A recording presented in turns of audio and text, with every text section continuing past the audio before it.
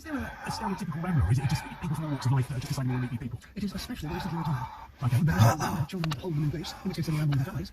Oh, okay. Right, and the reason they retired, I'm free on Wednesday.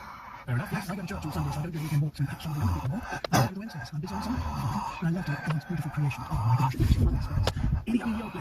The most incredible landscape, whether it's dark, whether it's X, whether it's the North Pole, South Coast of Dragon, you are never more, well, you're never far from someone which is just extraordinary. How do I get them like you do? And don't forget various nature reserves are in place itself. You've got Pillars, you've got Hamlets, you've got Central Park, which isn't bad to walk around.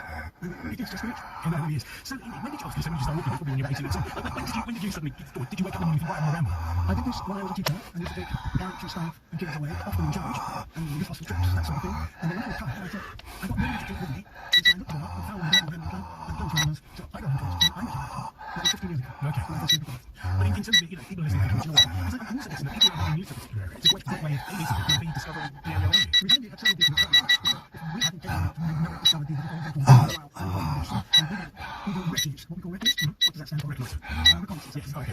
Reconnaissance. I'm sure Yes. And for example, the new Transnormal bus, which is it's constantly on the 60. And so I planned to go out for a recce in the Northern Range, and 2 o'clock take the bus straight down to Perthbridge, walk back to Hudson and catch the bus back. Okay, that's a fair start. Yeah, it's probably 700 miles. Yeah. We need to reckon it, we need to check that it works for the bus, and then we can safely leave others, leave others, and know that they will get a good deal from us. I mean, that's important, I guess, isn't it? Because, I mean, is there a charge for this, or is this just a group of friends that you go out other than some of the bus We're not around that time of year. Okay, that's what we ask people. Association, which started organised and that sort of thing. So they too are getting around tomorrow, and this will be found by accessing their website, Plymouth Ramblers. That's the usual group. And they're going to walk around Bampton, which is also about 8 miles. And then on Thursday evening, they're doing a walk around Tower Green. Okay, 4 miles. much easier. The difference between Plymouth Ramblers and Barrow Rambling Club is that our Rambling Club is less frequent, every other week, and uses public transport. Right. Whereas in Plymouth Ramblers, they have shuttle, which is car sharing, but you can't get from wherever usually without using a car. Okay. What are your favourites? So if you could ramble anywhere, would you be choosing somewhere by the coast, or would you be choosing somewhere over one of the moorland? I think a river. A river, okay. And I just which I actually put into the latest edition links every 2 months after the walking around get published. And this particular one is Bobbitt Waters, which is my favourite spot of all. To sit there and snap it down. That's where the walk around joins the Tavy.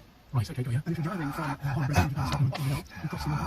And roughly there, you can walk down the river to this junction, and it is stunning. You walk past the number of mines, a kingfisher or a nipper or a white tail, and suddenly you see